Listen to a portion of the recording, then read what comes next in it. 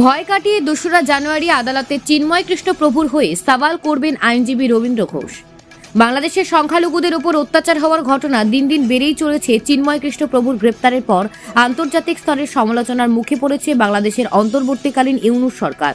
শুধু তাই নয়, সনাতনী চিন্ময় কৃষ্ণ প্রভু হয়ে আদালতে হাজির হওয়াতেও বাধা দেওয়া হচ্ছে চিন্ময় কৃষ্ণ প্রভুর আইনজীবীকে। তবে বাংলাদেশের সুপ্রিম কোর্টের আইনজীবী রবীন্দ্র ঘোষ শত বাধা উপেক্ষা করে চিন্ময় কৃষ্ণ প্রভুর হয়ে আইনি লড়াই লড়ছেন। বর্তমানে আইনজীবী রবীন্দ্র ঘোষ চিকিৎসার জন্য ভারতে এসেছেন। কলকাতায় চিকিৎসা করাতে এসে বাংলাদেশের ভয়াবহ পরিস্থিতির কথা তুলে ধরলেন। সংবাদ মাধ্যমের মুখোমুখি হয়ে তিনি জানান, আমাকে নানাভাবে আদালতের মধ্যে হেনস্থা করা হচ্ছে। বাংলাদেশ পুলিশ আমাকে নিরাপত্তা দিয়ে আদালতে পাঠাচ্ছেন। আছি কারণ আমরা তো ওখানে গিয়ে আইনত সাহায্য করতে পারবো না, কারণ ভারত সরকার যদি না চায়। তো আমরা ওনার এই স্পিড দেখে আজকে ছুটে এসেছি, যে ওনার সাথে দেখা করতে এসেছি এবং পুরো ঘটনা জানলাম এবং আমরাও এফআইআর পড়েছি।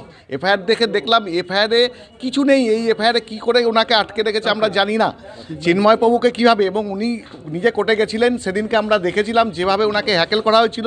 বাংলাদেশ গভর্নমেন্ট ওনাকে প্রোটেক্ট করেছিল সেদিনকে, তা সত্ত্বেও পেছন থেকে ওনাকে ধাক্কা দেওয়া হয়েছিল এবং নানা রকম ভারতের দালাল, রয়ের দালাল এরকম করে বলা হয়েছিল। দুটো দেশের সম্পর্ক পুরো নষ্ট করে আজকে যে জায়গাতে নিয়ে চলে গেছেন ওখানকার ওরা, এবং সেই জায়গাতে যে উনি যেনার নিজস্ব এই বয়সে এসেই যেভাবে আইনত সাহায্য উনি করছেন, সেটা দেখে আমরা গর্বিত একজন আইনজীবী হিসাবে। গত পরশুদিন রাত্রে এসেছি আমার চিকিৎসার জন্য।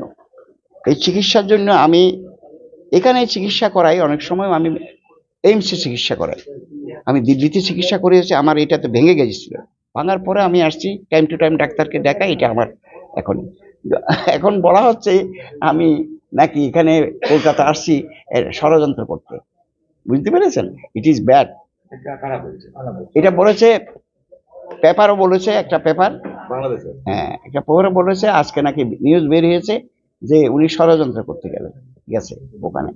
আসলে আমার ট্রিটমেন্টের জন্য আমি আসছি। আর আপনারা যারা আসছেন তারা খবর পেয়ে আসছেন যে আমি যেখানে কলকাতাতে আসছি, আপনারা খবর আসছেন। এটা তো অন্যায় কিছু না। আপনারা যে আসতে দেখতে আসছেন, I am very much happy যে আপনারা আমাকে ভালোবাসেন, এই জন্য দেখতে আসছেন।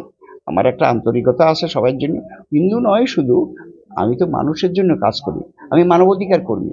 পরিস্থিতি is going to be worse because Chinmoy প্রভুর মতো লোককে লিগেল অ্যাসিস্ট্যান্স দেওয়ার জন্য বাধা দেওয়া হচ্ছে। তো কি করে আপনি বুঝবেন? আমি একজন senior lawyer of the supreme court, আমাকে বলছে কোর্টে আসলে বিপদ হবে। তো কেন আমাকে পুলিশ দিয়ে ঘেরাও করে নিতে হবে? আমাকে পুলিশ দিয়ে কেন এসকর্ট করে নিতে হবে? আমি তো লয়ার। আমি তো পুলিশ যখন দিচ্ছে আমাকে, তখন তো আমি বুঝেছি যে নিশ্চয়ই একটা বিপদ আছে, নিশ্চয়ই পুলিশ খবর পেয়েছে এরকম আহত করবে, নাহলে পুলিশ আসবে কেন?